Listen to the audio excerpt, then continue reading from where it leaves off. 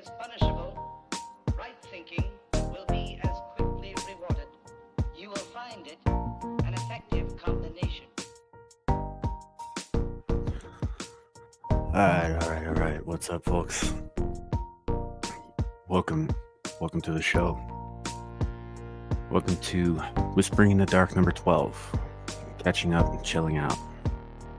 Just hanging out tonight a little bit. I don't really have too many things in the way of topics I want to discuss. I just kind of I felt like streaming tonight, so here we are. Here we are, folks. We could probably come up with a few things. Chat might bring some stuff up. I think I've got something that's turned up that shouldn't be. There we go. And yeah, that's about it. I'm not sure how long we'll be on tonight, but for a little while anyway. So come on in, hang out. We'll see what happens. I'm just gonna kill that right there. There's no real good place to kill the music. It's not like it fades out or anything. I need to work on something. Actually, it does have a fade. Well, anyhow, maybe next time we'll get that right. So, but yeah, welcome in, folks. Right now, if you're seeing this in any of the three places I'm streaming to, it's currently YouTube, Twix, and Rumble. If you drop a chat in any of those places, I'll try to address it. These tend to be a little bit lower key, a little bit more personal, a little bit more about conversation with the chat. Sometimes it's just me talking into the void, as it were. So, but yeah, welcome in. I hope y'all are doing well. We're almost to the end of the month of January in the year 2025, which is, kind of blows my mind a little bit. We're coming up on a time when a lot of the movies that I grew up on and a lot of the novels that I read predicted that we'd be in a very different place than we are now. As a matter of fact, I believe this is the year in which Marty McFly goes to in Back to the Future Part 2, right? Where they predicted hoverboards and, inflatable jacket. I mean, the inflatable jackets thing is kind of a thing. It's a wild movie. Made a lot of predictions. It just didn't quite come true. But that's fine. That's where we are. Flying cars, even. We thought we'd have flying cars by now. If you go as far back as the Jetsons, right? The Jetsons predicted every household would have a robot. I hesitate to use the word manservant because the main one in that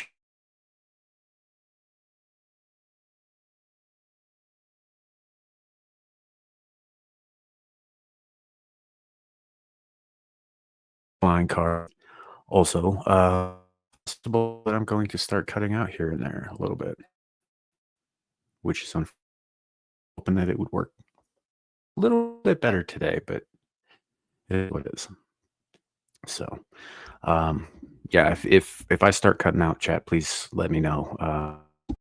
I'm not sure there's anything I can do about it, but who knows? Maybe we can. Currently it looks like things are okay. So I'm hoping that things will run smoothly for the duration. And again, I'm not sure how long we'll be on tonight. Just kind of wanted to check in, hang out.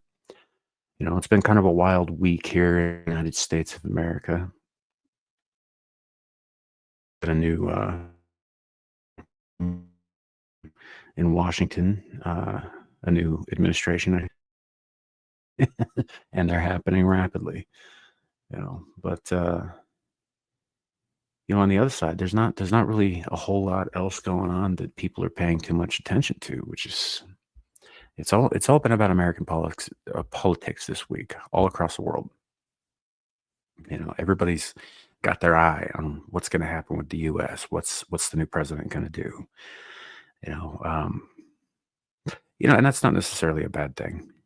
I mean, with the Oval Office comes the title leader of the free world. And, however accurate that actually is, some presidents take it a little more seriously than others do. And I think the current one does. So let's see what happens. We'll see what happens. Otherwise, yeah, there's not much to discuss in the world of like, regular news. I mean, there's there aren't too many things going on out there. Like, I did see an article about a man who used In the dark. what the hell part of Solo Stream do you not understand, Larry?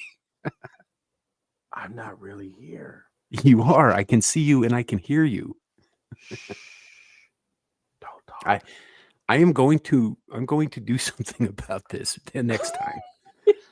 I will take your powers for the duration of the stream next time. I can't have people dropping in on the Solo Stream. Well, if Devil did it, you wouldn't be mad at Devil. You wouldn't be Devil wouldn't threatening do Devil. it. Devil would do it.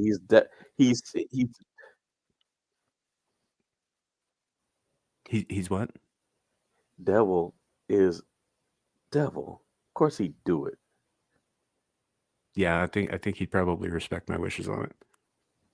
Well, you didn't outright say I couldn't come. No, I didn't outright say that. I figured that was implied, but you're right. Well, You're right. I didn't outright say it. Well, And it isn't in the about you heading, specifically, it doesn't say Solar Stream. It says Whispering in the Dark, which has number always 12. been a Solo Stream. You never told me that. I did when I started doing them. Yes, I did. No, you didn't. Yes, I did 2 years ago. You're just saying it now because you saw my face and you found out I was black. I'm just kidding. Yeah, okay. For the record, folks, Larry's kidding. He knows good and well I don't give a shit about his skin color. Yeah, I'm just joking. All right. Well, I will see you. I was just stopping by just to say hello, but dang, if I'd have known you got this offended, I would have just sent you a text. I mean, the chat's wide open too. I don't want to go on the chat. I think Jacob Gallo is lurking in there somewhere. Anyway, I don't know. Good night. I'm going to sleep. It's down there 2 a.m. where I'm at. Yeah. Have a good night, brother, and we'll talk to you soon. All right.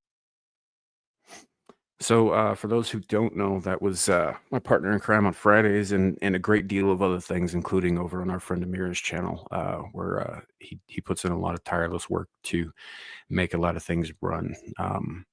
Lawrence Knight. He also does some story stuff over on his channels. If you go to any of my other live streams, where his links actually are in the description, because he's supposed to be on those ones. You can go to his Night Lore channel, has some stories on it, and yeah, I think he's planning some upcoming content for that as well. So definitely go check his stuff out. He's a writer, storyteller, and all that. That's cute, Larry. But yeah, definitely go check his stuff out.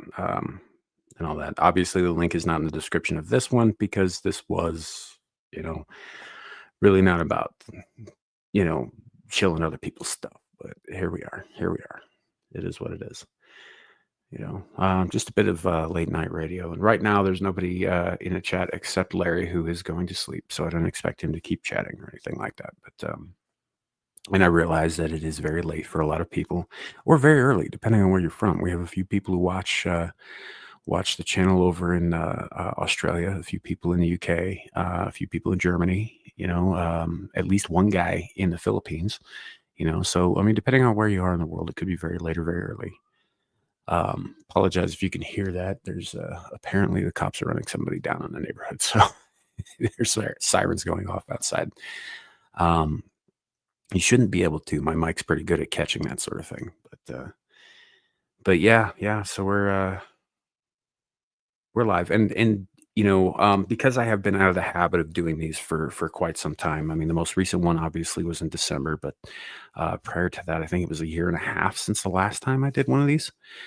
And these are just kind of a pop-up whenever I feel like it, whenever I can, if I have something to talk about, or if I just want to chill out. Most of the time there's a topic, like a main thing I want to discuss. Last two, not so much, but I'm just kind of trying to get back into the swing of it too. So we'll address things as they come up down the road. But after the last one, it seemed to be pretty well received. So kind of made the decision I was going to try and do one of these a month at least, sort of get my feet wet get my toes wet a little bit on this. And I had actually intended to do this last week, but real life being what it is, I kind of let the time get away from me, occupied with other things. So here we are. Here we are. But we did make it before the end of the show. Clue Studio. I am assuming that this is Clue. Yes, Sam on a Wednesday. I'm just kind of chilling out and hanging out. Yes. And I don't know why I was just like, oh, who is that? I could, I recognize your face, dude, and your girl. So, um, but yeah, good to see you, man. Good to see you. Yeah, we're just hanging out though. It's not any kind of intense topics or anything like that. If something comes up, it comes up. I'll be honest, there's a lot to go over from the last week, and I am really far behind on a lot of things, including like all of the executive orders that went out and a lot of the blow ups and the confirmation hearings and all of that sort of thing. I'm pretty far behind on a lot of that stuff. So yeah, rebranding the channel, leaving politics. Oh, fair enough. Fair enough. What are you guys getting into now? If you don't mind my asking, like what kind of content? So, by the way, for those who also don't know, Clue is semi-regular on Screaming Into the Void, which is our Saturday show. And his, if you go into any one of those live streams, his link will also be in the description. You can go check out his channel there. So, but yeah, let me know what you're getting into. I'm thinking about branching out a little bit myself. The last year has been nothing but politics and politics and politics. And honestly, I think like a lot of people, I'm a little burnt out on it, So I think we might get more into like esoteric stuff, some weird stuff, science stuff. Maybe lean a little bit more into some more pop culture talk, although that ultimately goes back to the politics thing because it's all intertwined. But oh yeah, comedy, fun stuff, music, nice. Yeah, dude, if I could figure out how, I'd love to do one of those streams where people just like hang out and play music and shit. But I have no idea how they do that and they don't get like sued. you know, it's just something that I don't know how they do it without having problems or having to take the stream down after or whatever. I mean, there's a lot of music that I listen to that I'd love to share with y'all. I don't know, some of the stuff. Let me take you back a ways. So back in like, I want to say between 2002 and 2006, right? When music in this country, especially on the radio, and at the time, a company called Clear Channel owned most of the radio waves. I don't remember who they got bought out by, but they did get bought out by somebody a while back. And everything they played, no matter the station, was always like the same 5 canned songs. And on all of like the pop stations and the rock stations and the hip hop stations, it was always, I mean, it was generic. It was all generic stuff, right? That's not to say that there aren't great American artists out there currently, or even at that time, there are. They just weren't seeing any radio play, right? So everything, like I listened to a lot of rock stations and classic rock stations, and after a while, everything started to sound like Aerosmith and Nickelback. And I was just like, I've had enough of both of those bands. I like Aerosmith quite a bit. And Nickelback was fine when I first got introduced to them, but after a while, it's sort of like, you remember in the 90s when everything sounded like Pearl Jam or a derivation thereof, right? There was definitely a style, but that was the alternative side. That was grunge and alternative and that kind of thing, which was a genre of its own. And then it became alternative rock, and then it became basically just fucking rock, and it was all alternative all the time on all the stations. So between 2002 and 2006, I couldn't pinpoint the exact moment, but I started getting real disillusioned with American radio and American music in general, aside from stuff that I already knew and loved, right? So I got off the radio. I started listening to sites like Pandora, a little bit of Spotify or whatever. Pandora is great because you can put in a single title of an album or a song or an artist, whatever, and it will create a radio station that will play things that are similar in tonality. So I was able to discover a lot of new bands because I had been introduced by one of my brothers or somebody to a couple of different things, and I was like, "Well, this sounds really good." So I put those into Pandora, and they'd come back with all this stuff I'd never heard of before, most of which was European, and even most of that was Scandinavian, right? So I started listening to a lot of Scandinavian musicians, among others, and I went to a few concerts with a couple of bands that I'd never heard of, and and it just kind of branched out from there. So I started listening to a bunch of other stuff from overseas. One of my favorite bands today is a band called Darren Gray, and they're out of Japan. And the term might not be familiar to people who don't listen to this sort of thing, but they were no the style that they were was called Visual Kei or Keik. Um, and it was kind of glittery, kind of glammy, kind of poppy, but like rock, right? And over time, by the time I got introduced to them, I saw them co-headline at an Apocalyptica concert in Denver. First time I'd ever heard of them, and they were awesome. They'd gone to this really, really dark place musically, and I mean, a lot of it is probably posturing as musicians do, but um, it's just wonderfully discordant, chaotic, uh, for lack of a better word, metal. I think it's still technically in the visual K drama or genre rather, but yeah, it goes to some wild places, and I'd love to play that stuff for you. But A, Japanese copyright laws are a bitch to navigate, and B, I don't think YouTube likes people playing their music all that much. I know a couple of reaction channels that have tried, and they've had a very difficult time getting that stuff past copyright. And even when they could do that, they were having a hard time getting it past, like terms of service, that sort of thing. So because they tend to go really hard, and even if you can't understand the words, their visuals tend to be really um, graphically disturbing. Like one of my favorite songs by them. Let me see if I can remember the whole title because it's very long, and I don't speak Japanese. It's Hagashisa to Konomune no Naka de Karamitsui ta no Yami, I think is the full title. And it is this wild visual feast of like, I don't know, video tricks and zombification and like moths eating the flesh off the dude as he's singing it. Like he loses an arm as he's performing, kind of shit. And it's dark. And while you can see that video up in its entirety on their website, YouTube gets a little touchy about people who try to play that stuff because of the, graphic nature of the video. They've got another one that's also really good. Same album or just before, I forget which. It's either on Ouroboros or Dumbspiro Sparrow.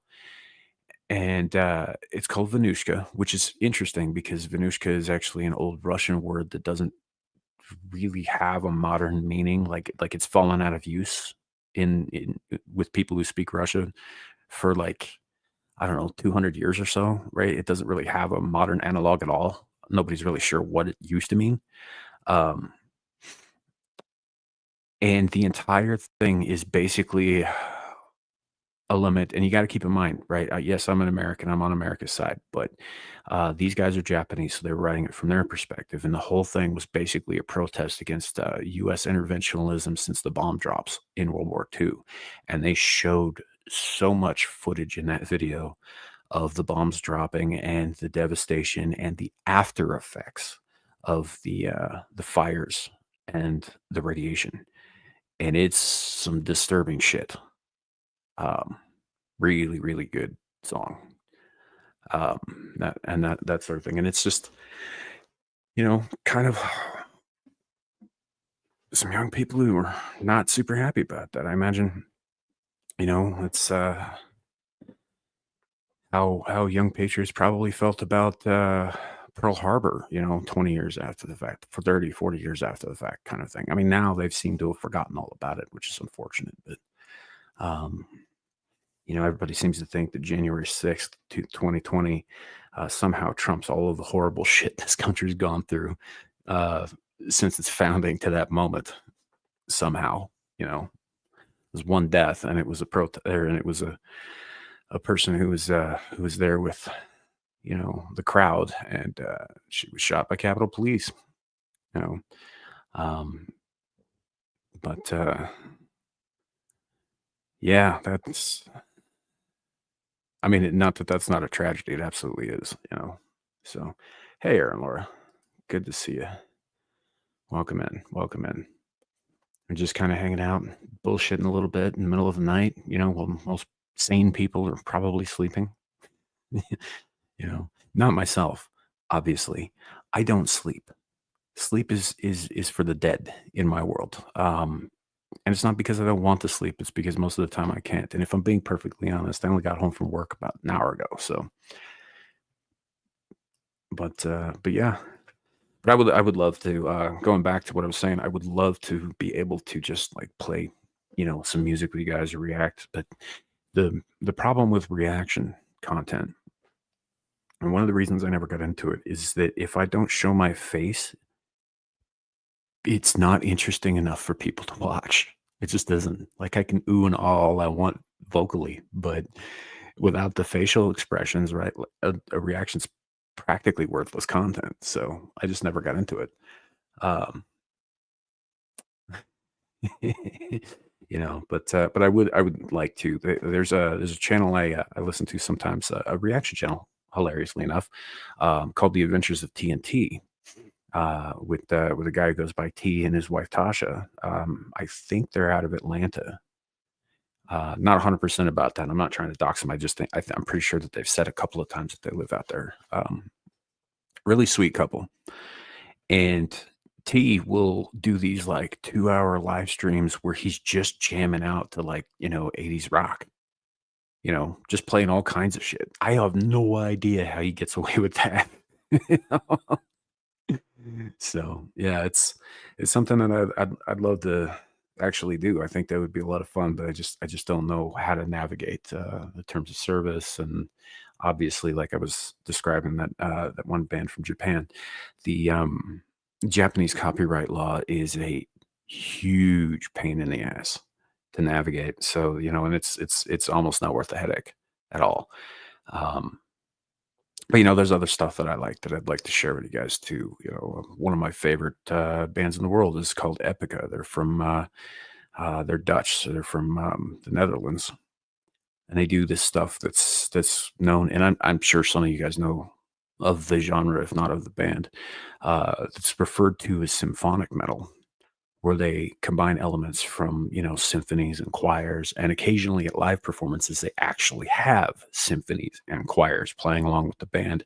And they combine that with metal, which is really interesting that it hadn't happened sooner than it did, because metal music composition is extraordinarily similar, like almost to be indistinguishable if you were to put them side by side, from classical music composition in a lot of ways, right? Like, they did a study when I was a kid where they had kids studying to music to see what happened, and some of the kids were listening to Metallica, and some of them were listening to Beethoven, and they found that both of those musicians hit the same parts of the brain that stimulated learning. It was a really interesting thing. And it is interesting that with the Metallica, the whole reason I even got into that genre in the first place is, before they started to objectively suck ass, Metallica put out a live album called S&M, or Symphony in Metallica, where they played with the San Francisco Philharmonic. I think this was in like 1997, 98. And it was one of the most incredible things I'd ever heard in my life. I mean, here was a classical symphony, right? The creme de la creme of musicianship, right? Playing Metallica songs. and it was awesome. And it led me down this whole rabbit hole where I started listening to things like Nightwish, like Lacuna Coiled, Within Temptation later on, Leaves Eyes, which is also a great fucking Norwegian band, by the way. Epica, obviously, just a bunch of different things. I really got a taste for it because I like big music. I like meaty music that has substance to it. I was raised in part listening to classical music by my mother. So I grew up on things like Beethoven and Bach and Rachmaninoff, and Tchaikovsky, Vivaldi, these things. And I love classical music. I've always loved classical music. And this hits all those same notes, but it goes hard. you know, you get a soprano who's classically trained to do the lead vocals, and then you get one of the metal musicians who's either a screamer or a growler to back her up. And it's just, I don't know what it is. It hits all the right parts of my brain. It's just awesome. So yeah. Let's see. What are you guys saying here in chat? Sorry, I was just kind of like ranting a little bit there. Yeah. Most of the time they do heavily edit it when they put it out in video form, but there's a few that'll do live streams where they just play music. Like Gen X Talks, the Gen Z kid will sometimes do he calls it Gen Z Jukebox, and he just does a live stream where he just plays music, stuff that his dad listened to, learning about that stuff. And then like I was saying, the Adventures of TNT, he does it all the time. I think a couple of times a month he'll do these live streams where he's just playing music and rocking out and jamming to it, and and it's almost always stuff he's never heard before because it's a reaction channel. But yeah, good dude, by the way. T. His wife Tasha, also very sweet lady. They're great YouTubers. If you like reaction content, you like music and stuff, and you like people going down like rabbit holes of types of music that they've never heard before, definitely check those guys out because they're fantastic. And it's funny, reaction channels are interesting because some of them are totally faking it, right? And they have to be, right? Like there's at some point you have to question whether this like 40-year-old chick has never actually seen, fucking, I don't know. I'm trying to pull a name out of my ass here. Like, I don't know, Labyrinth or The Princess Bride or something that we all grew up on back in the 80s and 90s. And it was like, how in the hell did you get to 40 years old and nobody's brought this up to you ever? Really? And you can always tell though when their reactions aren't genuine. It's so, at least if you watch enough of them, you can definitely tell. And that's the other reason I couldn't do a reaction channel, aside from obviously the showing my face part. I have seen a lot of things. I have heard a lot of music. There's not that much that they can surprise me with that would be something that would hit the YouTube algorithm. Like I can't go on there and be like, oh yeah, I've never heard Disturbed's cover of Sound of Silence, right? Because I watched it happen live on fucking Conan O'Brien, right? I heard it when they debuted that to the world. So I couldn't tell you that I've never heard this before. This is my first time listening, because it would be objectively a lie, right? And I think that's true of a lot of people. But fact of the matter is reaction content is one of the fastest ways to become successful on YouTube. It just is. So, it especially if you hit just the right niche, right? If you hit just the right niche, like this guy named Alex Hefner does these, and he's doing very, very well for himself. I think he's up over 1 million subs at this point. He's got a condo in Hawaii. He's doing fine on YouTube. And his whole reaction thing started out with a hip hop head discovers metal, right? So he was a guy who grew up listening to rap and hip hop, and that's it. That's all. That's what he liked. That's what he listened to. Some R&B, some soul, that kind of thing. And he started listening to metal and going down these metal rabbit holes. And he did branch off into some kind of obscure niche stuff over time. But as he got to be a better YouTuber, he kind of just started leaning into things that he knew were going to hit those numbers, right?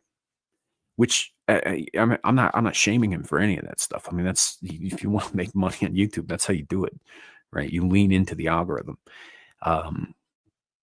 and he's done very well for himself. And I actually very much enjoy his content. I'm not convinced that he hasn't seen or heard most of the stuff that, especially lately, that he says he has.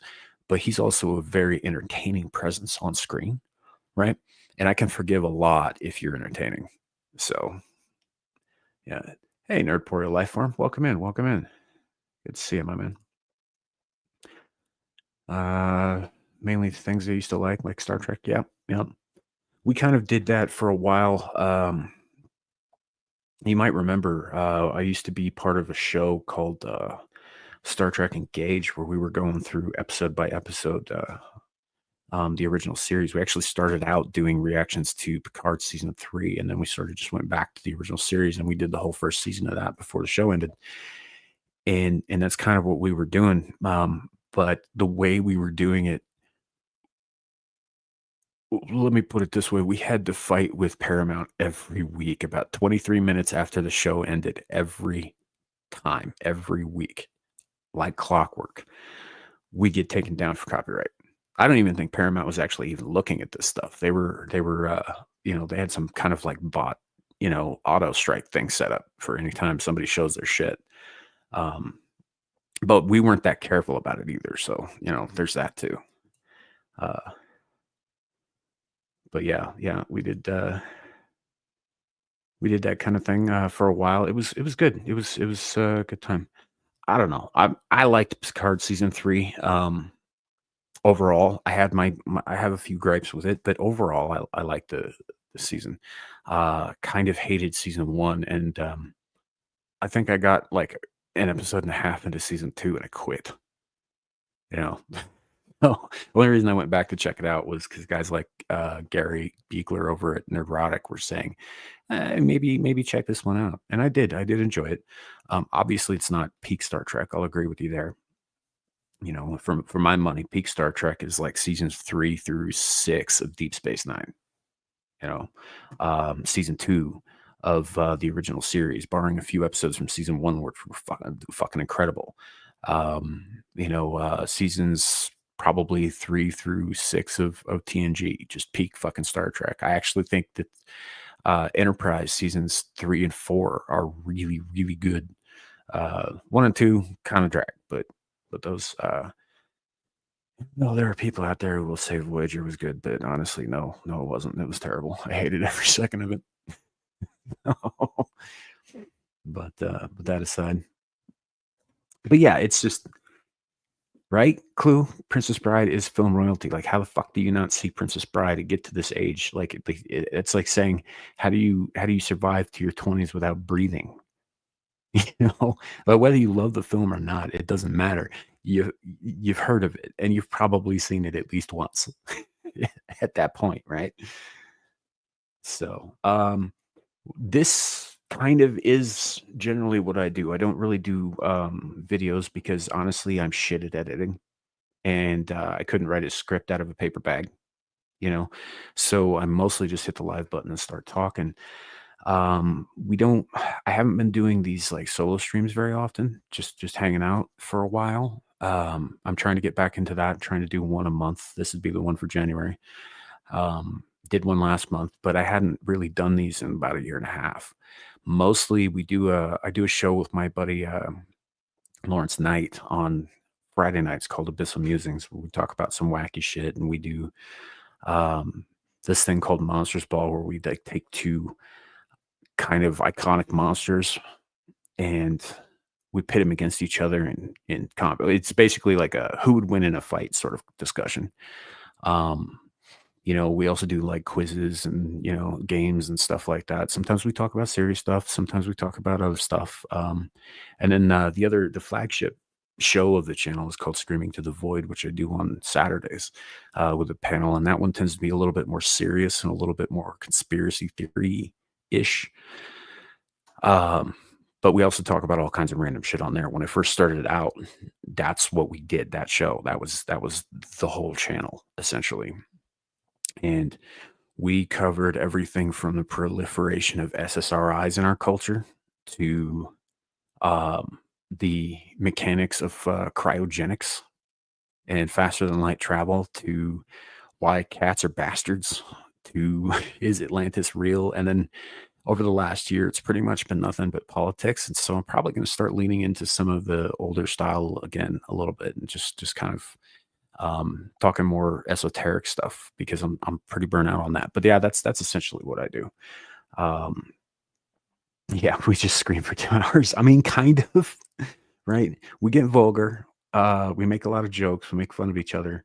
But we also do have serious discussions, and like we're not anywhere near as bad as Ballbusters is, right? In terms of vulgarity, we're a little bit more structured, a little bit, a tiny bit. We're not that structured. Um, and- excuse me. I like to I like to I like to say that it's the show where we talk about whatever the hell we feel like. So like generally when we start out, I'll have a list of topics that I want to get to that day. Most of the time we'll be lucky if we get through the first one because somebody will say something and that leads us down a tangent and then we got to go down this way and then that somebody says something else and boom, we're over on this track now and it just kind of goes from there. But I got a thing for genuine conversations, right? Like real conversations. And I don't mean like serious conversations or like heart to hearts or anything, but I mean just people talking, like the way that we do, like I'm doing now. We're just kind of all over the place, but this is how a conversation goes naturally. There's a flow to it, right? And I enjoy that flow. Not so much debate stuff. We've had arguments, but it's not really a debate channel, and we don't really do the blood sports thing or any of that stuff. I try not to go after people, so I don't really do drama tube. It's really just think of it like talk radio with a lot of jizz jokes. So, you know, that sort of thing. I hope that answers your question a little bit. There's plenty of content to look at if you're more curious, and we do all that. We do these shows weekly. This one is probably going to be closer to monthly, depending on how it goes. But yeah, the other two we do weekly, and actually Larry's running Abyssal Musings this week without me because I have other things I need to be doing in real life that night, but the show is going to happen, and I think that he's got some fun stuff planned for y'all. So definitely check that shit out. Hey, Wade, good to see you, man. Welcome in. Cybertosin. Hello, hello, hello. So, oh, hey, man, I appreciate it. Thanks.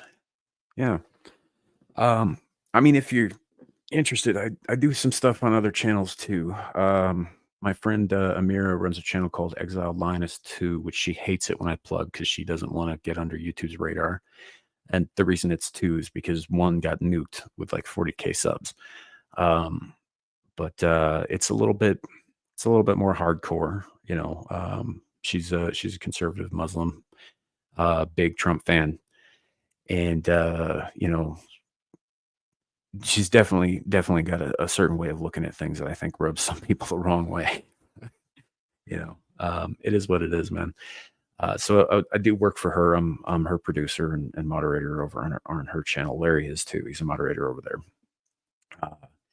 And I hang out with Devil Made Me Do It on his channel on Beelzebub. I do stuff with Adam the Renaissance Nerd channel on his channel, where that's more of a pop culture kind of thing. As a matter of fact, I'll be on his show tomorrow night, Anime Odyssey, with him and Dermy Wormy. We're going to be talking about One Piece. So, because they made me watch One Piece, so here we are. I'm not even an anime fan, but here we are. So it should be interesting. But I'll be doing that with him this week, and yeah, I can kind of bounce around a little bit. One of the problems with running a show, this has been a consistent issue since we started doing Abyssal Musings on Fridays, because it wasn't on Fridays initially. Initially, it was on Thursdays, right? And you got to keep in mind, both Larry and I, when we started doing these things, we were both already moderating and producing and doing all the things over on Amira's channel, and that's what we did on YouTube. And this was sort of a side gig. And it's since become more than a side gig. Obviously, this is my channel, and we're trying to, I don't know, turn it into something a little bit more real, I guess. But so we were sort of moonlighting at the time and didn't really we scheduled things around her show, which is why Screaming Into the Void is at 4 p.m. on a Saturday, which I realize for a lot of people in the world is like an awkward time to be watching a stream and that kind of thing. But it's been that way since I started doing it 2 and change years ago, something like that, because I was attempting to she does a stream most Saturday nights, so I was trying not to bump up against her so that I could be present for that. And the same thing with Abyssal Musings. We started doing that on Thursdays for the same reason, because she had been doing semi-regular streams on Friday nights. Well, there was some real life shenanigans that happened, and we had to shuffle some stuff around, and so we moved it to Fridays. Saw a pretty huge dip in numbers after that, because like when you start doing a show on YouTube or you start doing like a regular thing, your audience kind of commits to it and they expect you to also commit to it. So it took us a while to build the audience back up again. But we've been on Fridays for almost 2 years, I think. And so it's like a regular thing. Problem is that time slot is a terrible time slot if you want to be on other shows with people that you also like to stream with, right? Ballbusters starts a half hour before Abyssal Musings does, right? Dermy and I started our channels about the same time, a couple of months apart, right? And it's just kind of how it worked out. But I can never be a guest on Ballbusters, and he can never be a guest on Abyssal Musings, because we both have these weekly shows that happen at the same time every week. So there's a scheduling issue there. So yeah, it is. Yeah, no, Wade, don't worry about it. Don't worry about it. So yeah, and it's kind of one of those things. You just sort of get into these niches, and you're expected to be doing a thing at a specific time every week, and which is great. I mean, honestly, it gives me a little bit of structure to my life, which I wouldn't otherwise have outside of like my day job. It gives me something to focus on, something else to sort of pour my energy into. But it also kind of curtails a few things. Like I don't have Friday night dates. I don't have Saturday night dates. I am streaming through both of those nights every week. That's just the fucking way it is. And so which can be interesting. Well, why don't you just take a night off? She says. It's like, that's not how YouTube works. It's like, I do that, the algorithm fucks me. So, yeah, well, it's not so much a complaint. It's just a description of just sort of how things worked out. Sometimes things work out, sometimes they don't. So, Nerd Portal Life Form. I don't have a consistent audience. Some people show up some weeks and some come with guests, lol, and I never see them again. Yep. I've seen that happen a few times. I've been really, really, really lucky. Most of my regular people show up to everything I do, at some point. Even if they don't catch the live, they will go back and watch it later. Like I got a small subscription base. I think we hit like 322, 323 today, which is really great. But I don't have like the insane numbers that some other people do. Like Friday Night Tights, for example, has these ridiculous amount of people in their chat, and it's scrolling by so fast that even on slow mode, you can't actually keep up with it. I actually have no idea how Eric K and the rest of the mods over there do their jobs, right? But I actually kind of prefer it this way a little bit, because I know my people, right? I mean, obviously, I don't know you guys and you don't know me, but like we're familiar with each other, right? So we can have a conversation. I can talk to my chat, right? I have people who are in chat consistently enough that I get to know them a little bit, and what their quirks and their habits are, what their lore is, that sort of thing. And I like that. I like the ability to include chat in the discussion. I kind of, while a part of me thinks that that some of the things that we talk about definitely need a wider audience, we definitely need more people to see it. Sure, there's a part of me that would definitely love to see the channel grow for that reason. I kind of fear losing that rapport, right? Losing the ability to be as involved with the chat as we are on this channel, because I think it's one of the things that makes the channel special, if that makes sense. So yeah, it's just a thing. Yeah, yeah, yeah. You just gotta do it. Yeah, well, yeah, and Wade, that's the thing is like I am growing. Like one of the things that's been consistently interesting about the circles that I run in, right? A lot of people that I run with, like Devil, like Horny Alf, for example, right? Horny Alf has grown to almost 1,000 subs in just under a year. That's incredible, right? Um, like these guys are pushing and they're growing and they're doing things, and sometimes it gets frustrating when things aren't moving as fast as they would like them to, right? They do get frustrated with these things. I take a little bit of a different approach. I look at it in the way that, most of the big YouTubers that we know were doing this shit for 10 plus years before they took off, right? You know, uh, and it all started with, a microphone and a computer, and maybe one guy showed up in the chat, right? The very first one of these Whispering in the Darks I did, I had one guy in the chat. Granted, it was at like 2 o'clock in the morning, my time. Um, But yeah, one dude was in a chat with me and he stayed in a chat with me and I just chatted with that guy for like 2.5 hours, I think. Right. First time I'd been on a live stream myself by myself for that long, right? It wasn't a panel, it wasn't anything. It was just me. It was just me talking. And which was really cool actually. I I don't believe that gentleman is still watching, or if he does, he hasn't said anything in the chat in a while. But it was really cool at the time, and I'm still very very grateful for his participation, just because it helps to know that there's somebody on the other side of the camera, listening, and it was kind of a special thing. But yeah, over time, I've grown to a certain amount of people who show up every week. We have these discussions. Like I know Zillage, I know Aaron Laura, I know Clue. I actually know Clue a little bit better because him and I have spoken outside of the internet. Um, I know a lot of the guys who and gals who show up to these things. Have been around for a while, and even the newer ones like stick around and they engage, and I think that's a right, I don't wanna use the word community. I have a that word puts a bad taste in my mouth. It has a very commie sentiment to it that I don't care for. But in this case, I would say there is kind of a sense of a community, like a village, if you will. And I love that about what I do, you know.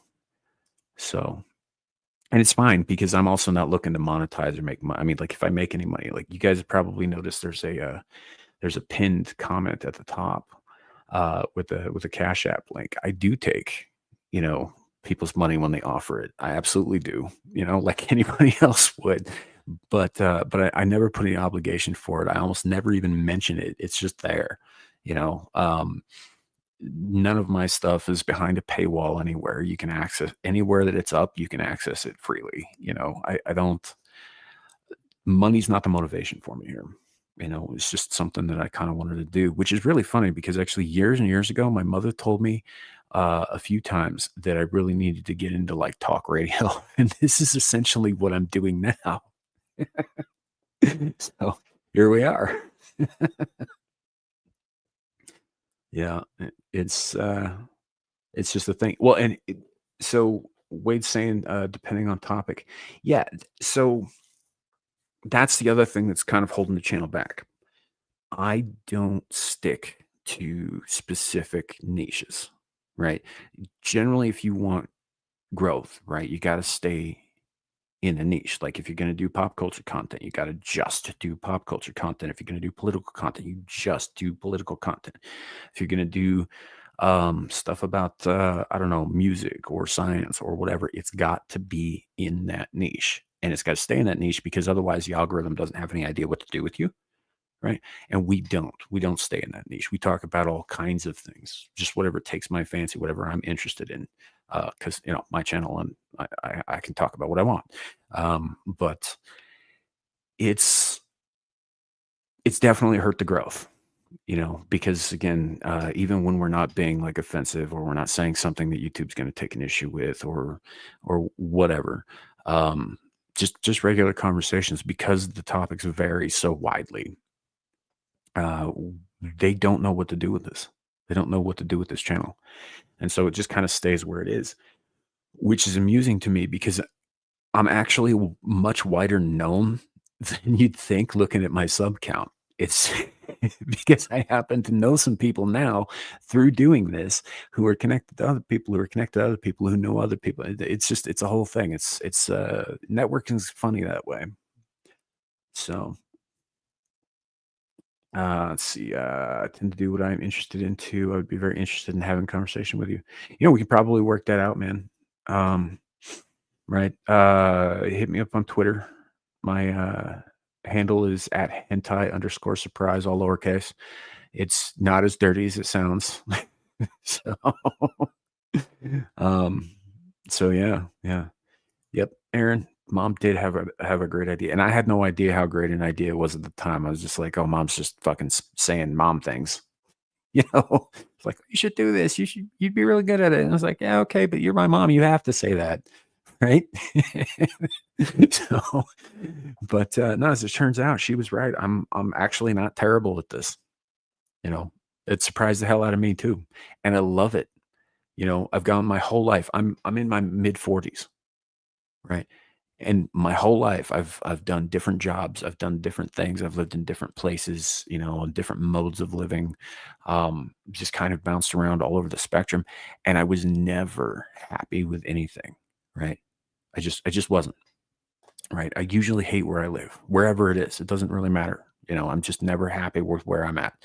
Part of that is because I have wanderlust. It's, if I spend too long in one place, like the bottom of my feet gets itchy and I got to go. I got to move. I got to travel. I got to do something else.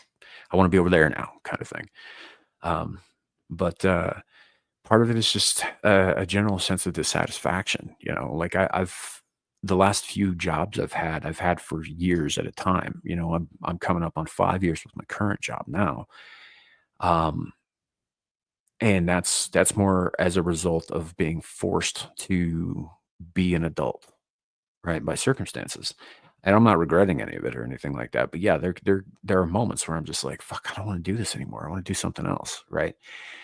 So far, and I've had moments where I've just wanted to like up and quit the internet too. I think everybody does. There's a lot of shit and stress and like backstage nonsense that comes with this. And it's unavoidable. It's just part of the gig.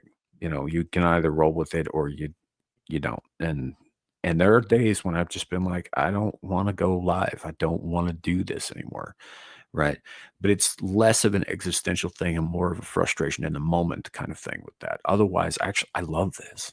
I love talking to you guys. I love talking to my panelists. I love getting involved in shows and having great conversations and just like speculating wildly about shit that I know nothing about. It's so much fun, right? I honestly, the only thing that's been more fun in my life are my kids. My kids are probably the single most fun people I have ever met. They're awesome, but this is right up there. It's almost like part of me was like born to do this, you know. So I appreciate it, Aaron. Thank you. There are days when I'm not so sure about it.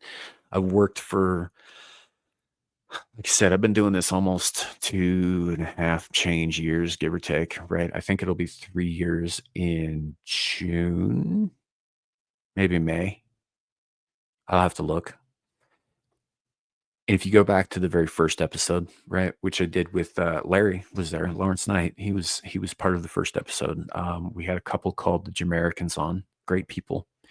I don't think they've been online much for a couple of years, but they were always a good time to have on. Very level-headed people. We had a guy named Maester Chow, who I've known for a very long time, was on. And we just kind of went through some topics. And the way it started out, right, what I had done at the beginning, I took this notepad, right, and I just started writing out topics. And then I wrote bullet points for the topics. And then I had everything itemized and itinerized. And we got so much time to talk about this and so much time to talk about that and all that.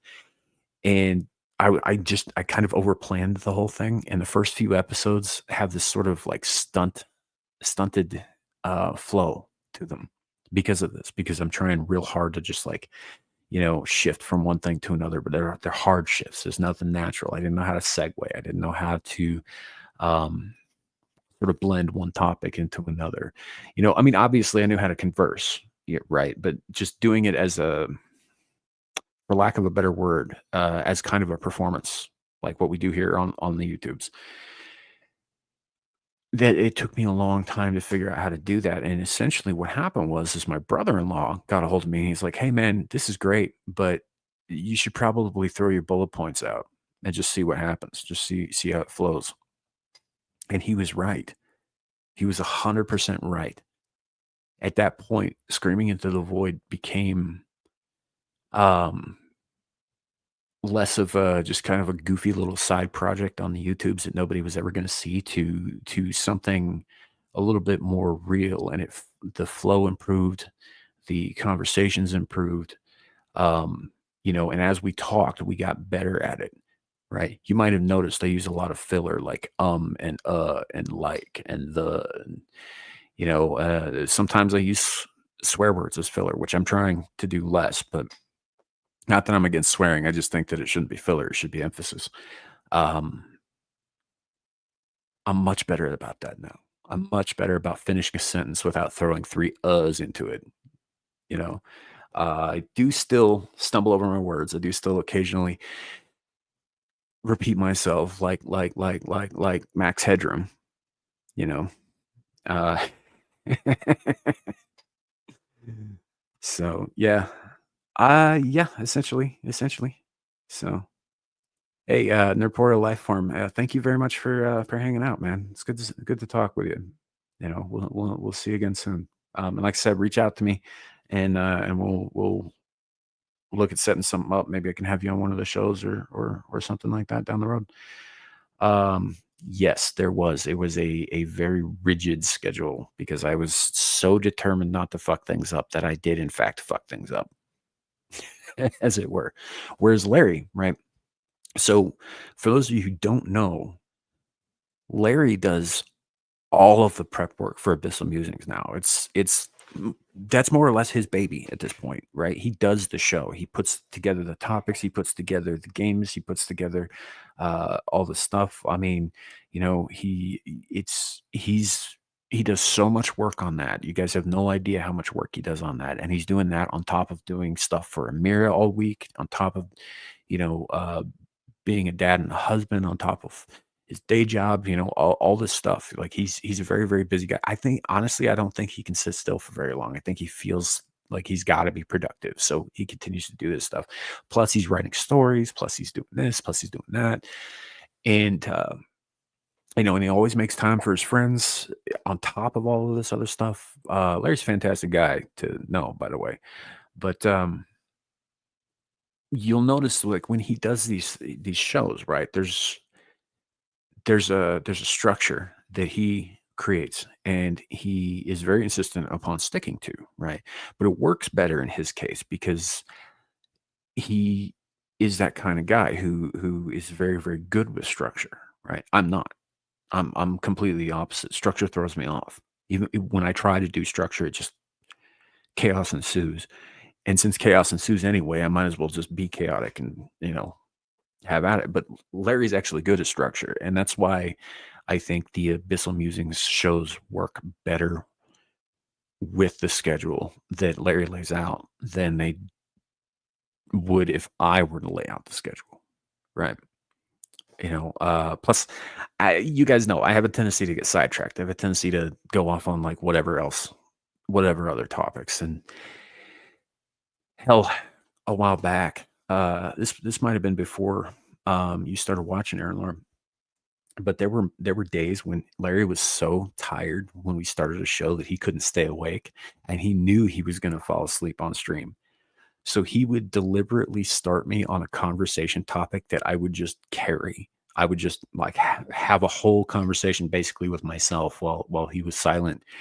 You know, usually something about like Vlad the Impaler or Hellraiser or just like some niche topic that he knew that I knew something about. He'd just start a conversation with that, and then he'd just quietly go to sleep in the background while I kept talking for an hour.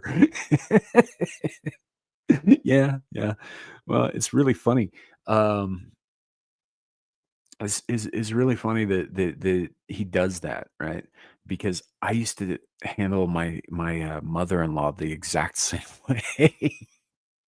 She could get really, really snarky and like petty and snipey and mean, particularly with my wife at the time. And which number one, we didn't want that shit happening in front of the kids. And number two, I didn't feel like she should be talking to her daughter that way. Um, so I would get her talking on something she was interested in and it could go on for hours. The woman raises Spanish Mustangs, right? There's no market for that anymore, but that's what she's done her whole life. So she knows horses. So I would start asking pointed questions about horses and horse rearing and animal husbandry and that sort of thing. Not that I gave a shit about the answers because I don't care that much about horses. But if she was talking about that, she wasn't slinging insults at everybody else in the room. So it is what it is. Yeah. And Larry does the same shit to me sometimes. Hey, Carrie, you're not, dude, don't worry about it. I know it's late as fuck. Glad you're here, but yeah, it's not none of this is compulsory, so this is just a kind of a pop-up as it is. So, but welcome in. If you can hear that, that's my jaw popping. I'm not sure why it's doing that. It might be the change in the weather. It started warming up unseasonably, today. So it was up in the mid 40s today, which is so weird because it was pretty close to zero most of last week. So yeah, it just is what it is. Let's see what's Cybertosin saying regarding earlier about communityism requires practice based on a system or philosophy. Well, describes conditions or quality of the noun. Community communism is compulsory. Community just is. Yeah, that's a fair point. I just like I go back to the root word and it puts a sour taste in my mouth. That's all it is. It's not even a rational thing. It's just a part of my lizard brain recoils at the word. So, it's yeah. No, I get what you're saying, and you're right. Yeah, but it's just one of those things. Plus, it's been tossed around so much recently, like the black community, the gay community, the Euro community, the international community, like all of these communities, which are in fact like fronts for other things in a lot of ways, in a lot of cases. And it puts a bad taste in my mouth is all. So I try to not use that word if I can get away with it, but I understand that it also has a very valid application in terms of certain things, like for instance, the chat here. So yeah, kind of, Carrie. Yeah, kind of. So it's just one of those things. I hear community, I think commie, and I know, like I said, I know that's not a rational thing. I know it's not, but it's wired in now. So I do my best not to sling that at people though, because I know that it's not always the case. A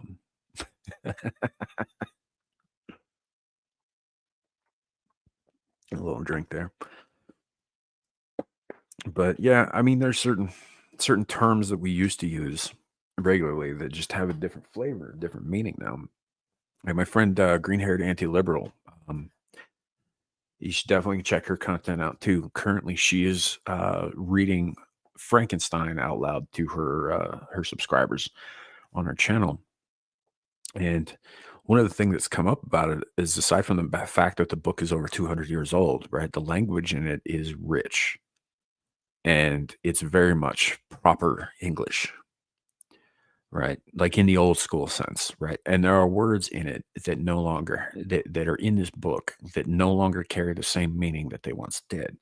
The word gay, for example, right, is used several times to describe a state of being or a mood, which is what it initially was, what it had been up until I think the 50s or 60s probably, when it became an acronym for "good as you," which is retarded. I mean, I kind of get where they were going with that, but now it's a whole thing. And so you hear these words and your brain automatically goes to boom, modern connotation, which is usually something deconstructive, something postmodernist, something that's wholly unhealthy, not only to the language but to society at large, right? And yeah, yeah, meant happy and joyful. So, yep, so much of our has been destroyed by overuse, abuse, and virtue signaling. Well, that's true, but it's also like even the overuse is not necessarily like a virtue signaling thing. But when you use a word, right? So words do have power, but the more you use them, the less power they have. For instance, think about the word the. How often do you use the word the or it, right? How much power do those two words carry? It's not much because we all use them, sometimes multiple times in a sentence. Most people, I think, say the word the something like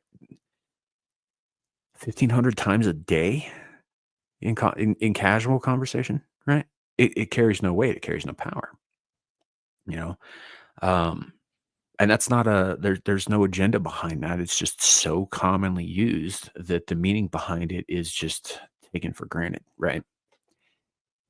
And yeah, it's just, I mean, I honestly, I feel that when people use the pronunciation for the as the, right? When they, which can be used depending on like the beginning of the following word or regional accent or whatever. It's a little bit more striking because it's also not as common, right?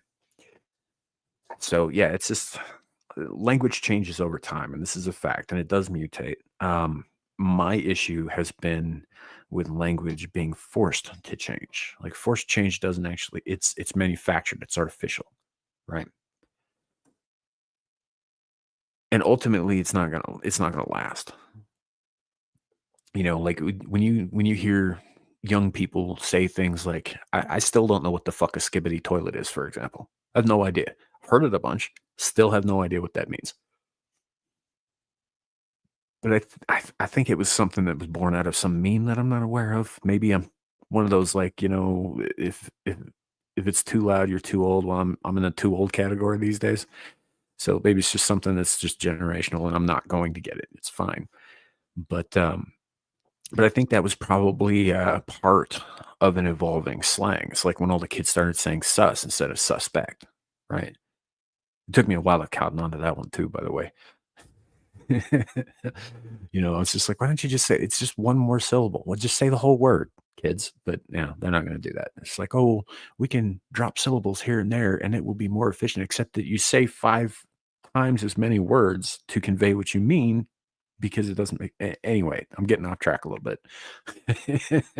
I don't like the way the kids talk. So yeah, it's just it does change over time, and there are things that are going to change over time, and it's going to be natural. But it's the manufactured stuff. It's the twisting of things. It's the changing of definitions when nobody's looking in the dictionary, right? It's like, well, no, actually, it means this over here. Well, no, it didn't yesterday. So, yep. Well, that's because you are sus, Carrie. So, yeah, get off my lawn. I've been studying etymology. I've always been naturally spurgy about language. My first book was dictionary. Mine too, weirdly enough. I mean, the first book I read cover to cover anyway on my own was a dictionary.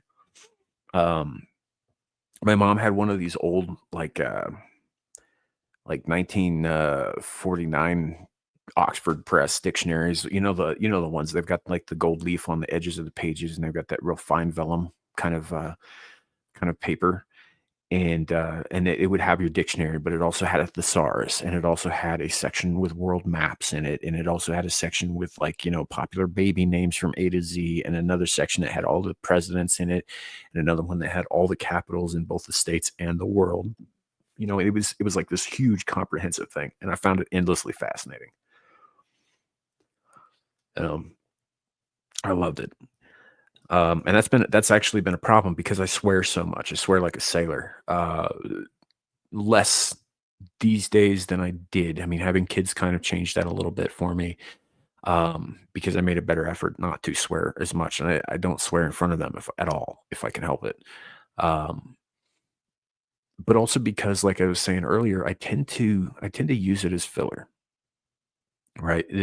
And not as emphasis as it should be, right? An epithet should be emphasis. It shouldn't be just something that you use to fill the space between point A and point B when you can't think of how to bridge the gap, right? Well, I do that. I've been doing that for years, and I'm trying to curb that because I think that it also kills your natural vocabulary. Like whatever vocabulary you've built up over the years, the more filler that you use, the less able you are to recall the words that you want to say when you need them, right? It's one of the other reasons I'm really appreciating Gal reading these books because while I am aware of a lot of the words, like it's expanding her vocabulary, actively expanding her vocabulary. But part of the process is just like if she doesn't know a word, she will ask chat or me specifically to tell her how it's pronounced if she feels like she mispronounced it or what the meaning is or what have you, right? And in a lot of those cases, because I have read a lot of stuff from that era and from the 1800s in general, I do know what a lot of this stuff is. But every once in a while, she'll throw a word my way, and I'm just like, I have no fucking idea, right? So what I will do is I will go and I will look it up and look up the etymology and the pronunciation and what the various meanings of it are and that sort of thing. And I'll provide that to her. And in this way, I am expanding my vocabulary as well as assisting her in expanding hers. And I think that's a good thing, you know. So uh part of how I chose history as my degree was curiosity about etymology. Do you know they use the word castle comes from the Latin word for camp, as in military camp? Well, that makes sense, given that castles were basically fortified dwellings. So, no, I didn't know that, but yeah, that makes absolute sense. You know, they weren't always huge. You know, they were basically just a house with a wall around it initially. So, yeah, that totally makes sense. You know, so just I do like the etymology of things. In fact, I was talking today with Gal and Shadow of Hawk and some other people on the Twit Twats about the word sinister because there was an account that calls itself Thomas Sowell quotes, which is usually pretty good to follow because most of the time it's just posting quotes from Thomas Sowell, who is this badass economist and a very very common sense dude, and wrote some great books. But in this case, it was reposting something else where they were I don't even remember what the thing is, I'd have to dig it up. Um, but he was like, "There's something very sinister about, the liberal agenda as applies to such and such topic." And I was just laughing my ass off because the word sinister, I believe comes from the Latin sinistrum, which means left or left-handed. You know, I don't think it's quite as simple as that, but yeah, it essentially boils down to left hand side, which of course also leans into some other things you could talk about, like biblically, like God giveth with his right hand and he taketh away with his left, or in the pagan tradition, there's the right hand path which seeks to mend and the left hand path which seeks to harm, right? So like left hand is always associated with, which is probably why they beat the southpaw out of a bunch of kids in the 60s or in the 50s. you know. So yeah, yep. But yeah. So yeah, when you apply sinister to things like, say transing kids, for example, yes, that's exactly the right word for that agenda. Precisely the right word. Right. And yes, it has a negative connotation and it should. For instance, Aaron Laura says she's a southpaw. And I don't know, we're just gonna have to get some Jesus in you or something. So that was a joke. I didn't actually mean that, but it is funny. My mother is also left-handed, so was her father, so there are a bunch of people on my mom's side of the family. There's a few of us who are ambidextrous. I'm not. I'm right hand dominant. I can do some things with my left hand that I can't do with my right, but uh, I think most people can. You know, um, so yeah, it was just kind of an interesting conversation about the etymology of the word. Brief, obviously, and not in detail in any way. Obviously, the Latin has gone through um, several languages to get to modern English. So,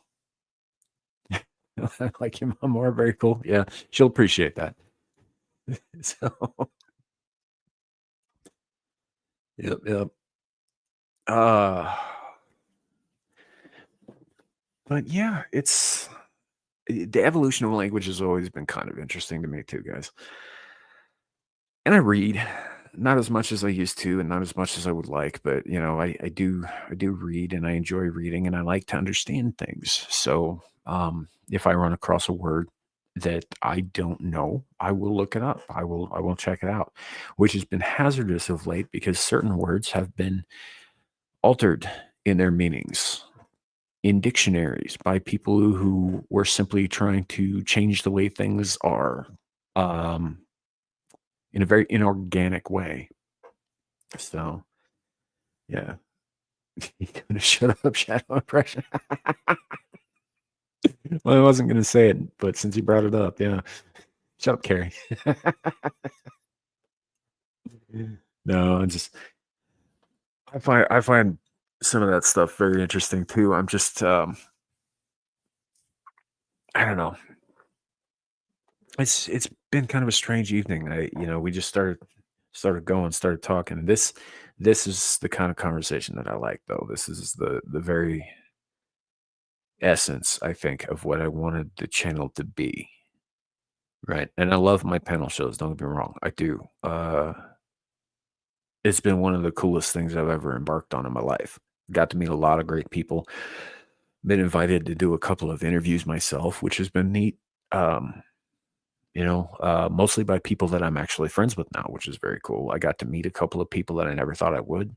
Um, there's people out there who know my name who I never thought would, you know. Uh, and that's cool. It's been a cool experience. I made friends on 4 different continents, right? Aside from the one that I'm actually on. It's a neat thing. I enjoy it. I mean, there's a lot to be said about how the internet is destroying modern society, but there are some blessings that come with it too, if we're being fair about it. So, yep, that's kind of what I'm talking about, man. I mean, not that specific example, but yes. Um, there were a few things like that. There was, I think, Webster's Oxford Dictionary, English Dictionary changed the word of racist or the definition of racist to um, include prejudice plus power equals racism. Ergo, white people can't be racist, kind of shit. A couple of years ago, I don't know if they've changed it back since, but yeah, and that's inorganic. That's not how the language evolves. That was a bullshit idea that was put into there. It's sort of like the gender conversation, right? So Trump signs an executive order last week stating that the government will now only recognize the existence of 2 genders, and I think that's a good first step. But I think we also need to get rid of the word gender, right? Or at least recognize that it's used mostly as a synonym for sex. It's not its own thing. I I think I might be getting the names wrong, but I'm pretty sure it was the same guy who transitioned that boy in the 60s. The Money, something Money. It's not Eddie Money, he's a musician, but it's something Money. Um, and him or one of his cronies is the one who came up with the term gender as it's applied today. Right. And it was completely artificial and completely forced. And it was bullshit psychological, like newspeak. And now it's considered something separate from sex as opposed to a synonym for sex, which is what it always should have been if it was a thing at all. You know, so it's irritating to me. So that whole story is tragic. I don't really want to get too far into that, but he abused the shit out of a couple of kids and messed them up for life, and yeah, At least one of them self-deleted. I don't remember if the other one did or not. I think he came to a tragic end too. Yeah. No, it was just this ugly business. So, a couple of years ago, Tim Pool said to explain the circular logic of some of the new definitions popping up. Yeah. Yeah. Every once in a while, Tim Pool is on the money about stuff. I think his reporting is really good, but I think some of his takes are kind of the word milk toast or the phrase milk toast fence sitter comes to mind. And I know that's been applied to him a lot, but yeah, it's like, dude, get off the fence and fucking, pick a stance on something, on anything. you know, I think he's done a few times, you know, but yeah, it's just, yeah, I haven't watched him in a long time either. There's some people that he has on his shows that I'd be very interested to hear those conversations, like Phil Labonte, for example. But Ian Crossland fucking bothers me. And when he took over for Adam Krigler, I just kind of bounced. I was like, no, I'm done. Krigler was actually interested in like finding out the truth, whereas I will say this: I will say Crossland is right about the Federal Reserve, but I think he's insane when it comes to graphene, and I'm just leaving it at that. So, so yeah, it's just is what it is, I guess. I don't know. There's a lot of it's been really interesting watching centrist or right wing I guess outlets sort of implode this last year, right? Or turn on each other or what have you. Honestly, it probably started in earnest with that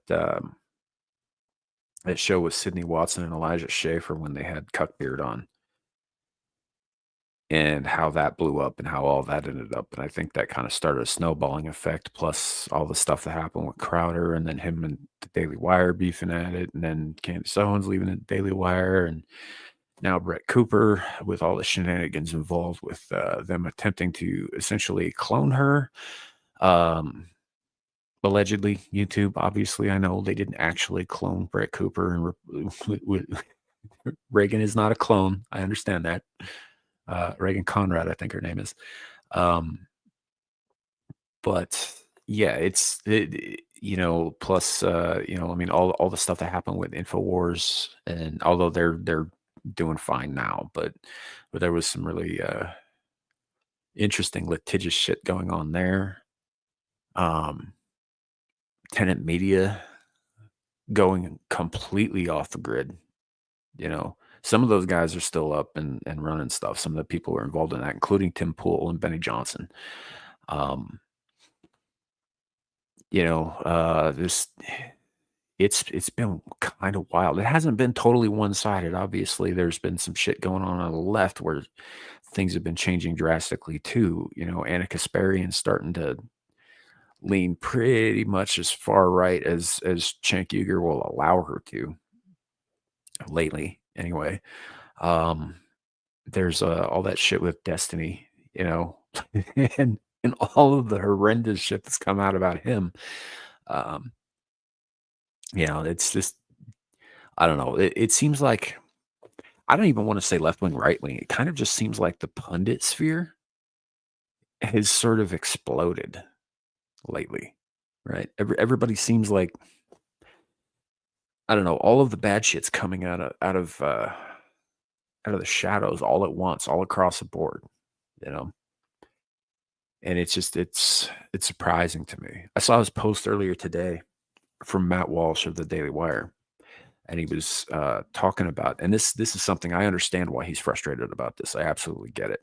I'm not a fan of Matt Walsh. I think he's an asshole, frankly. I think that his pop culture takes should never be taken seriously because the man does not know what he's fucking talking about in that regard. And all that. Occasionally, he's got something that I actually do agree with. He put out a couple of great documentaries.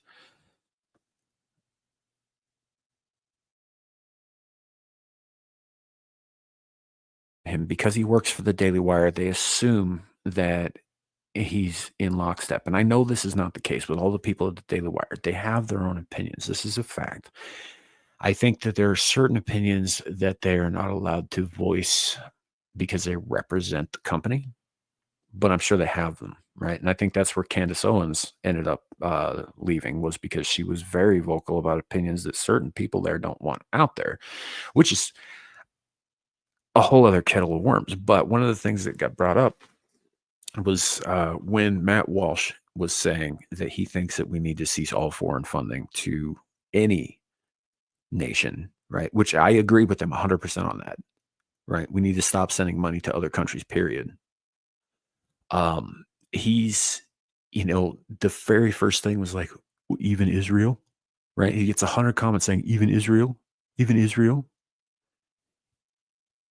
And so he put out this post that he was clearly irritated with this question, because it's the same shit as like back in the day when they kept going after Trump and they're like, well, do you denounce white supremacy? Do you denounce white supremacy? Over and over and over again at every fucking press conference he did. Yeah, he started getting a little irritated with it because he answered the goddamn question.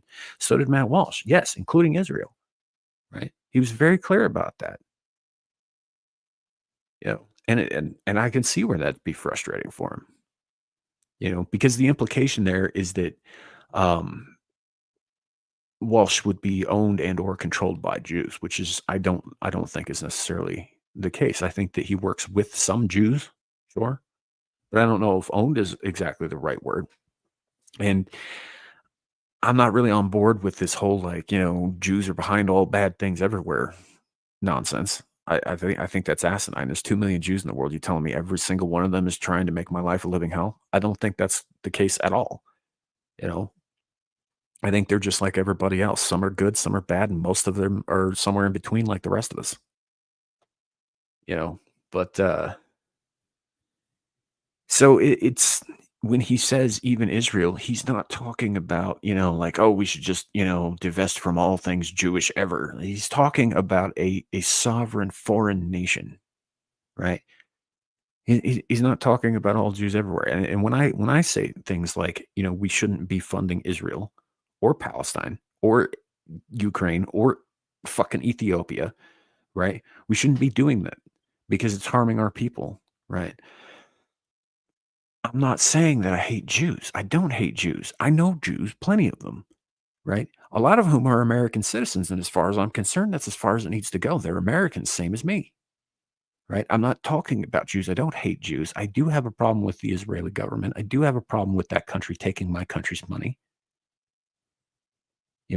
But I would have that same problem if it were Somalia taking that money, or if it were Brazil taking that money, or if it were Russia taking that money. We shouldn't be sending it to any foreign powers.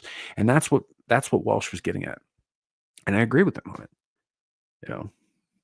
I mean, to a degree, yes. Yes, I do. I'm a bit of a misanthrope. That's accurate. I'll give you that. So, but yeah, no, well, I don't know about that, Carrie. I know that you and I are never ever completely agree on that until one of us is proven absolutely right, and the other absolutely wrong. But but you understand what I'm saying, then, So the corner for me. Yeah. So yeah. Yeah. So I don't know. It is what it is. And let's be also clear about this. I don't watch the Daily Wire anymore, right? The only people that they had that I found remotely interesting after Candace dipped out, and even then I wasn't really following her a lot. I just found that she was entertaining because she was always blowing up about stuff. Would have been Andrew Klavan, and he kind of feels like he went all senile old man recently, so it's just kind of something I'm not really interested in watching. Brett Cooper, who I thought was kind of entertaining. I mean, a little too Gen Z for me, but she was kind of entertaining. She was usually talking about some things that mattered, some things that didn't. And now I can't remember his name. Younger guy, very Catholic. Michael Knowles. Yeah, Michael Knowles I find interesting. Not the Catholic thing. I'm very much not Catholic. I'm not really in favor of papacy, but the man himself, I think, you could take some of those things probably out of the context of his Catholicism, but I think it's just part and parcel of who he is, and I don't have an issue with that. And I think in a lot of ways he does have some pretty good takes, and he can be really fucking funny too, which I appreciate in a pundit, right?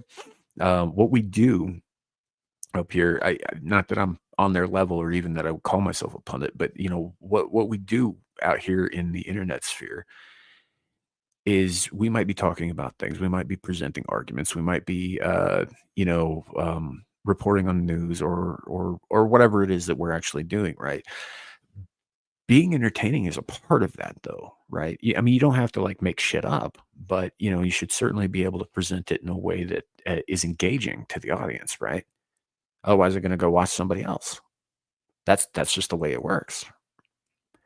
I think that Knowles is pretty engaging. He's got a pleasant cadence, but otherwise, yeah. And after the Brett Cooper thing, I think I'm probably done with the Daily Wire. I'm just not interested in their shit anymore. So, plus all the things that they were planning on doing with like Broken Key, I think, or Bent Key. Was it Bent Key? They're programming for kids, I think, which I think they do have some already made and all that. But hi, Beak, good to see you, man. So yeah, I didn't watch Lady Ballers, dude. I didn't. I watched some reviews on that, and apparently it's terrible. It's just, I don't know. I mean, it's like basketball if they took all the fun out of it. From what I understand, I haven't watched it myself, but yeah, it's not it's not great. you know.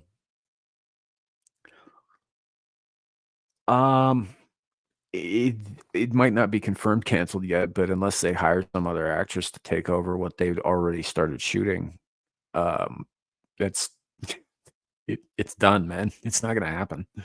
You know, I think the first two parts of the Pendragon cycle are probably definitely coming out, which were also starring Brett Cooper.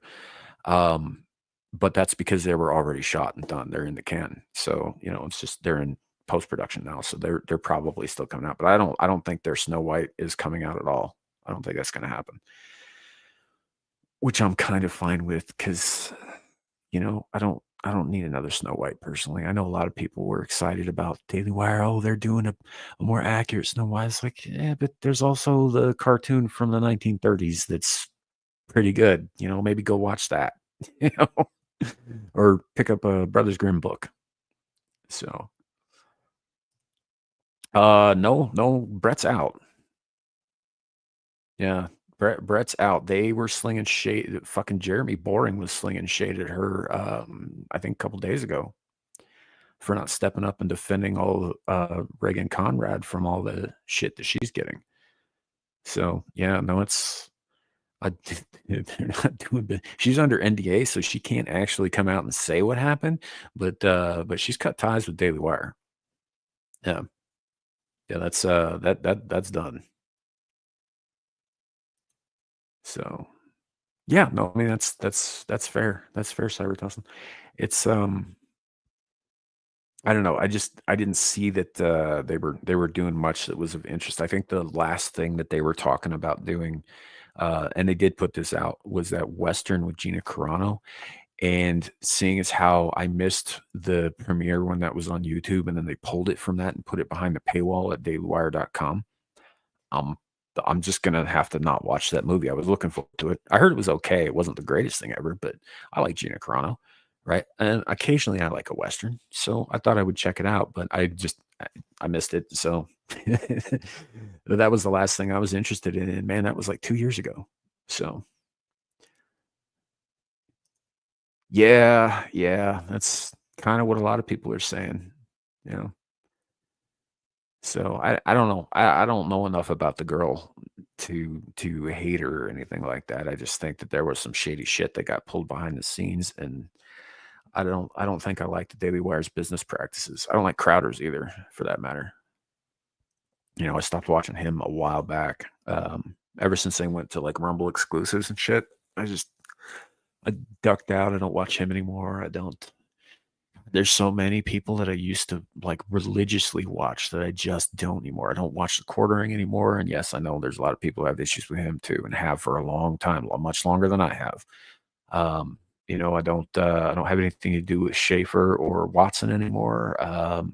You know, as far as I know, Lawrence Southern has been kind of not on the internet for a while, but I haven't watched any of her stuff in quite some time. As a matter of fact, you know who I do watch lately? And she's supposed to be some kind of like leftist socialist, but I find her takes to be mostly pretty reasonable. Shoe on Head. I've been watching a fuckload of Shoe on Head lately, partially because that woman is entertaining as hell. She knows how to cut together a video, you know. So it is what it is, I guess. I don't know. I'd probably check in with Lauren Chen if she ever surfaced again. I don't think she's going to, though. I think she's under a gag order. Not that we've been told as much as that. She's just been silent ever since the tenant media thing, so I don't know. There's a lot of things on the right anyway that just there's not enough I don't know, not enough people interested in just doing the thing, right? There's always got to be something in the background or some shady thing or a deal here or a slimy handshake there or some shit going on. It doesn't seem to matter what side of the political spectrum you're on. There's always something unsavory in the background, particularly if you have any measure of real success, right? This YouTube thing, right? This social media presence thing is no different than Hollywood in that respect. No different at all. You have to sell a piece of yourself in order to get anywhere significantly. And I'm not sold that that's even worth it. It's like if I'm going to sell my soul for something, I'm going to do it for something that none of you are ever going to find out about. So, yeah.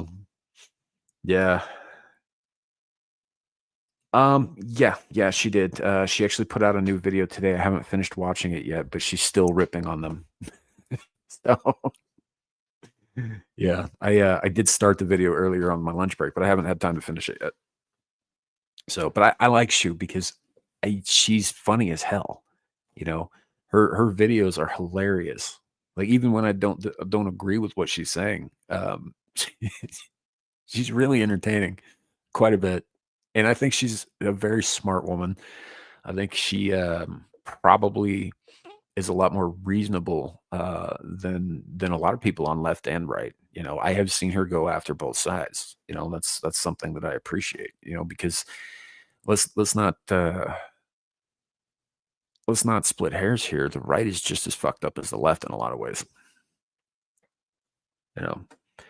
I mean, obviously there are ideological differences, and that's why I tend to lean more right than left. That makes sense to me. But at the same time, the people who are pushing for a lot of those ideological differences, I mean, there's always some ugly shit out there. Always some extra ugly shit. Stuff that I don't need to know about. I don't want to know about. But I mean, on the one hand, like, yeah, we should know if they're doing, regular flights to specific islands with white buildings with blue roofs. But, at the same time, it's like, I don't know. It's not my thing anymore. I've been leaning away from political pundits and watching all of their stuff. I mean, obviously I have to find a way to keep up on some of this stuff, right? If only for my gig over on Exile Lioness. I have to be aware of what I'm talking about when she asks me what I think about things. But I don't know. I'm kind of losing my taste for it, I guess. So, political platforms are farce designed for grandstanding. Records of behavioral patterns tell us more than the mouth. Yeah, that's true. I think that's true of anything, though, right? Your behavioral patterns are going to tell people more about you than anything else you do. It's the actions are louder than words kind of thing. So, yeah. Well, like I said, I haven't finished the video yet. I will get back to you on that. I'm looking forward to it though.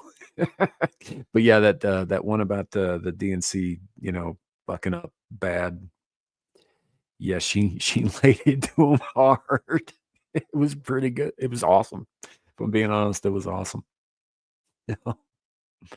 But that's the thing. It's like punditry, no punditry, whatever it is. If you're out here in the public eye, if you're doing something that anybody in the world can pick up and see, and you want them to see you, to hear you, right, and possibly come back for more, you got to be at least a little entertaining about it. You know, like take Benny Johnson for example, right? I think Benny Johnson means well, and he's on top of topics, right? He's always on top of topics. Like he's always, one of the first to get in there and steal that headline from somebody else who actually reported it and then reported it as his own. I was only half joking about that, but he's very very on top of that stuff, right?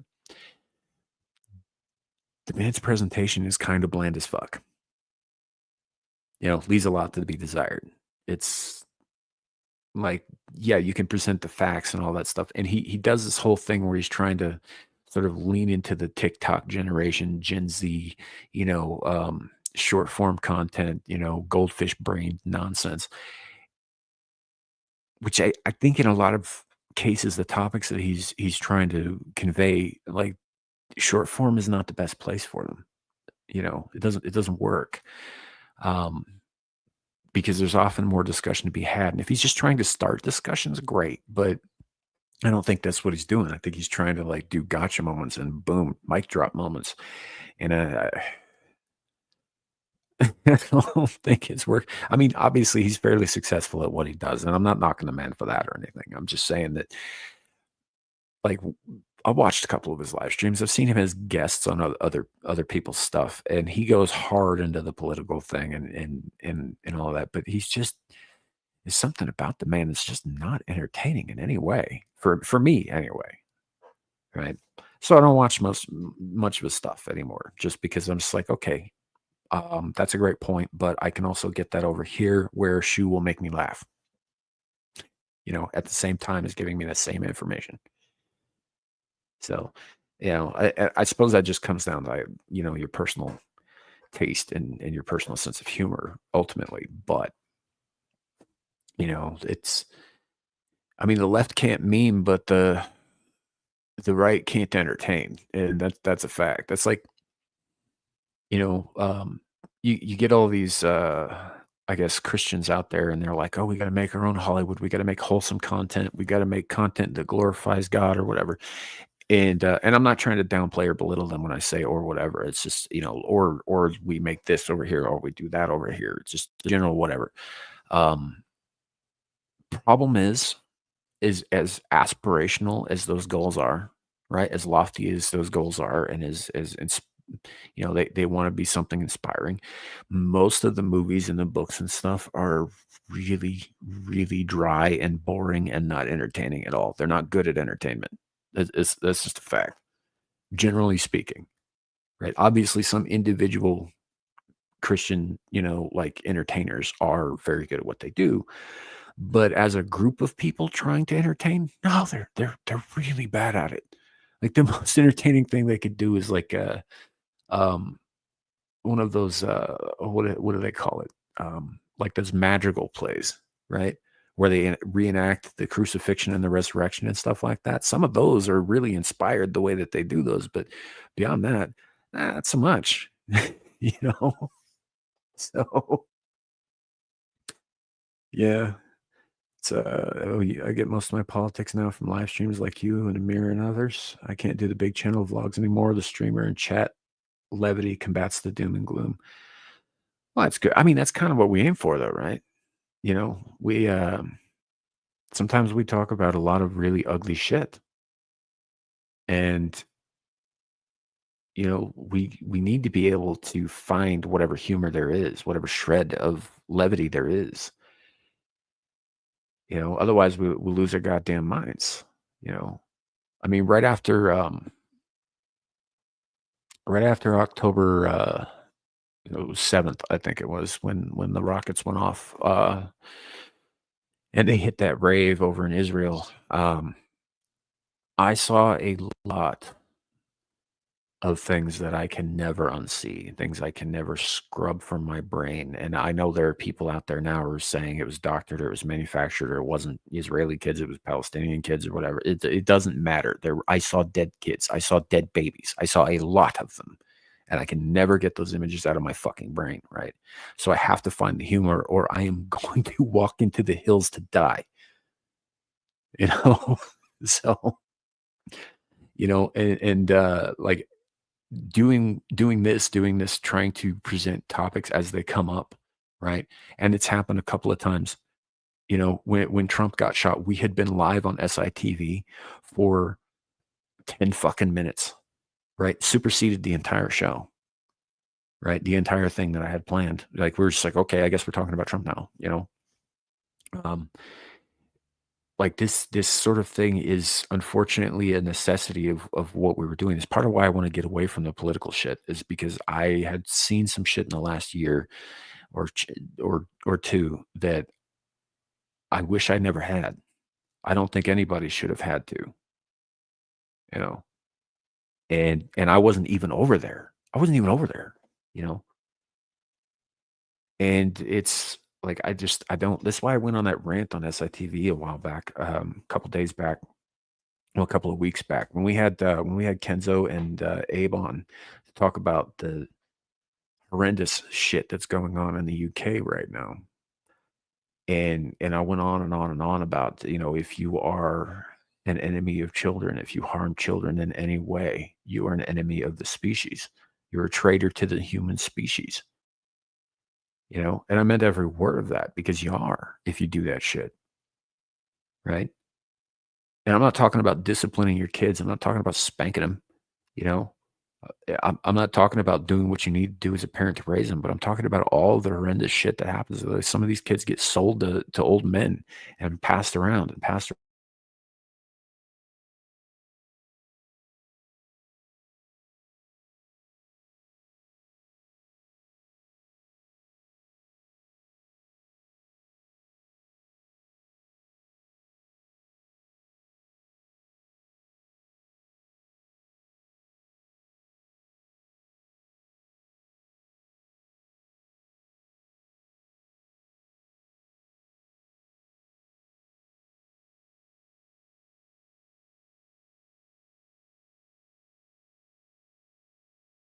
Yep, I got stuck.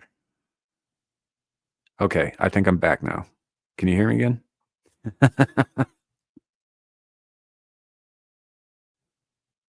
uh,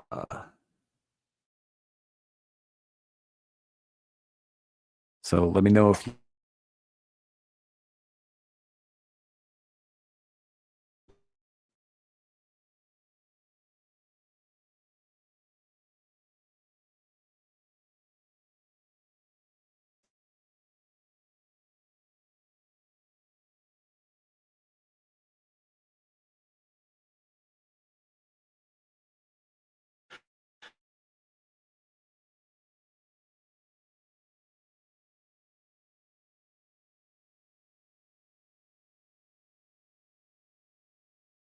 not. Oh, there we go. Would my beard take offense if you suggested a trim? Are you talking about the tentacles?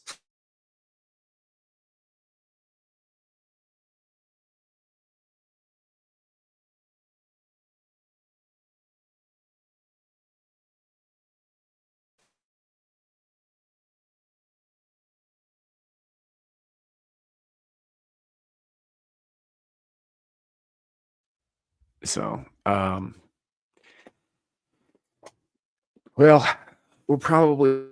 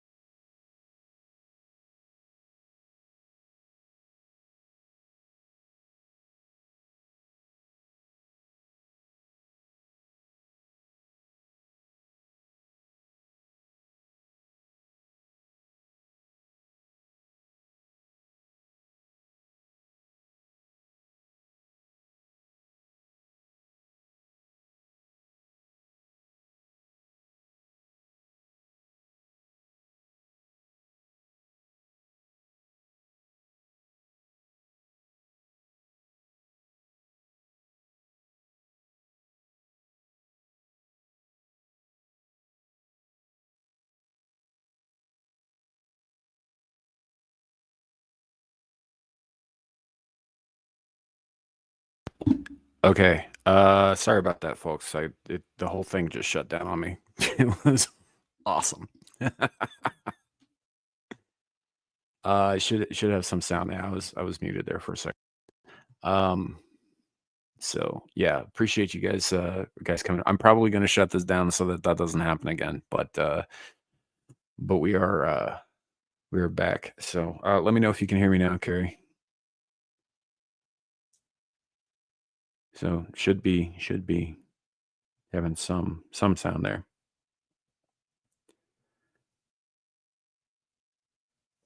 So all right. Okay, good. All right, so before I bounce, I have a couple of things I said I would announce if I did a show tonight. So like I said, I won't be on Abyssal Musings or Beelzebub this weekend, this Friday, because I've got other things I need to be doing. But Larry is still running the show. He is still planning on doing an Abyssal Musings, so please do show for that. And obviously Beelzebub is going forward immediately after that. So if you're interested in that show, definitely hop over to Devil's Channel, Beelzebub, for that. Otherwise, you can find tomorrow night. I will be on Adam the Renaissance Nerd's channel for Anime Odyssey. We'll be talking about One Piece. So if you watch that show, or you want to just hear us argue about how Usopp is a useless fucking character and should die, that's the place to be. So I'll be over there tomorrow night, and then we'll be back here for Screaming Into the Void on Saturday, hopefully with the full crew. So otherwise, yeah, usual shit, usual times and places. Thank you guys for hanging out, having the conversations with me.